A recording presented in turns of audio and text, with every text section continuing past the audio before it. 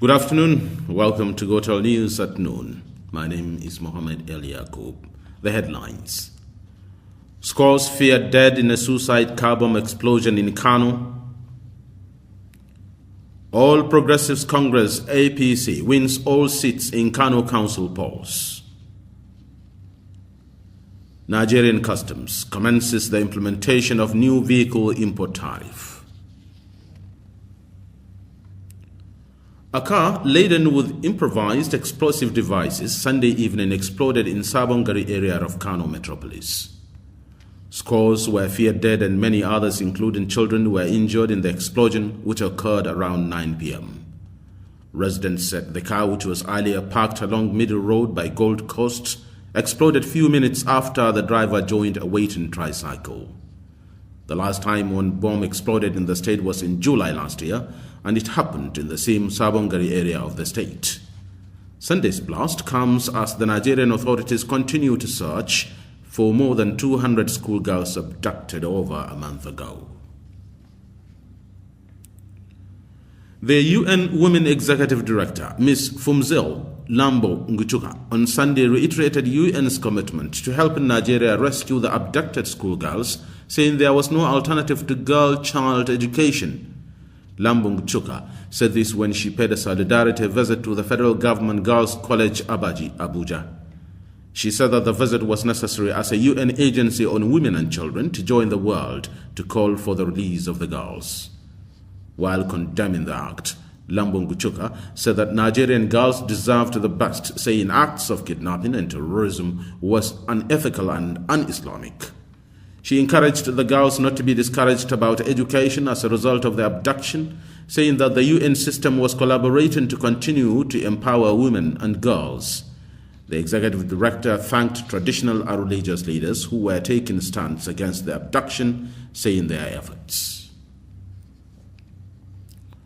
The All Progressives Congress APC has won all the chairmanship and councillorship seats in Saturday's council polls in Kano State. This is contained in a statement signed by Chairman of Kano State Independent Electoral Commission, Dr. Sani Malamfashi, on Sunday in Kano. The statement indicates that the APC won all the 44 local government chairmanship and the 484 councillorship posts in the state. 19 parties contested the election, although only the APC and the PDP contested all positions. Meanwhile, the PDP in Kano State has rejected the outcome of the local government election. Malam Ibrahim Shekarau, a former governor and chieftain of PDP in the state, announced the rejection on Sunday while addressing newsmen in Kano. Shekarau said that the state electoral body failed to conduct a free and fair poll. He said his party had evidence of electoral malpractices during the exercise. He said that the PDP would go to the court to defend the principles of democracy as enshrined in the Constitution. Shekarau, however, urged residents and party loyalists not to engage in any act that may breach the peace, adding that the Constitution will be used to correct all the flaws. The Borno government on Sunday said it had sponsored 50 students to India on irrigation agriculture. A statement by Malam Isa Gusau, special advisor to Governor Kashim Shettima in Maiduguri, states that it was part of the state government's approach to fight the menace of insurgents. The statement indicates that the students left Nigeria for India on Saturday on board an Ethiopian airline in Abuja. It says that Governor Kashim Shettima addressed them at Ogbe Farms in Kuje Area Council of the Federal Capital Territory. Shettima said the beneficiaries were selected across the 27 local government areas of the state for even spread.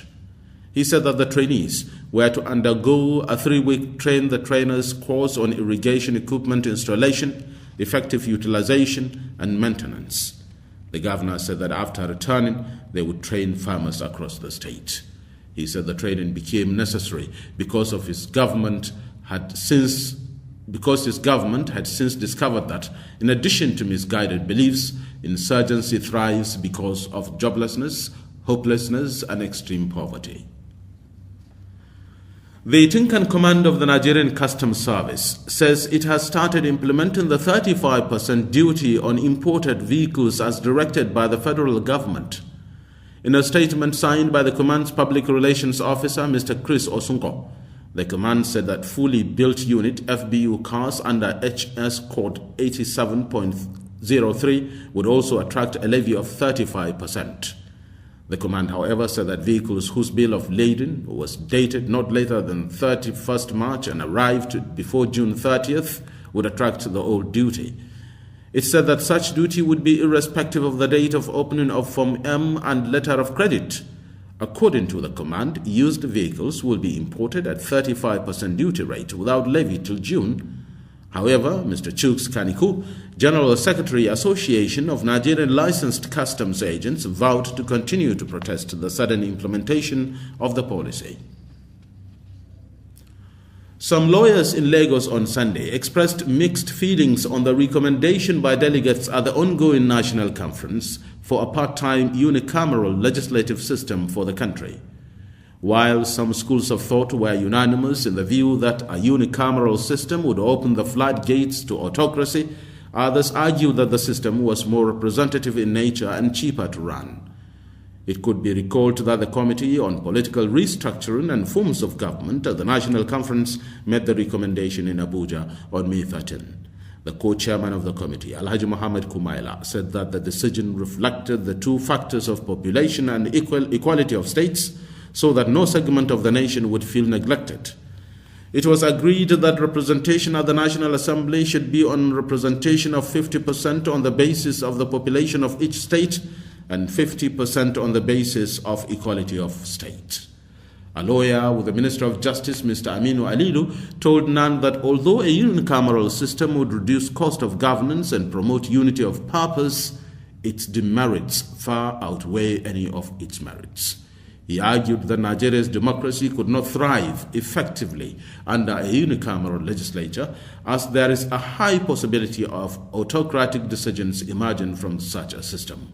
A human rights activist, Mr. Mike Dugari, was of the opinion that a unicameral legislature was the most suitable for the country.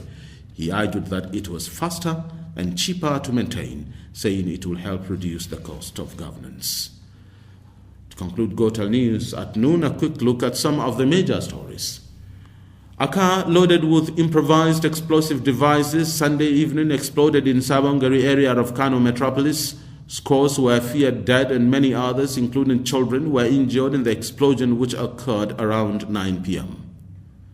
The All Progressives Congress, APC, has won all the chairmanship and councillorship seats in Saturday's council polls in Kano State.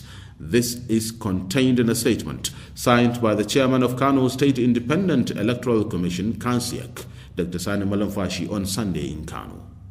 It was also on the news that the Tinkan Command of the Nigerian Customs Service, NCS, says it has started implementing the 35% duty on imported vehicles as directed by the federal government.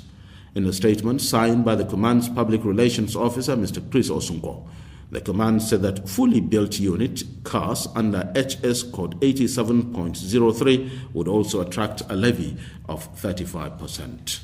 That has been Gotel News at noon.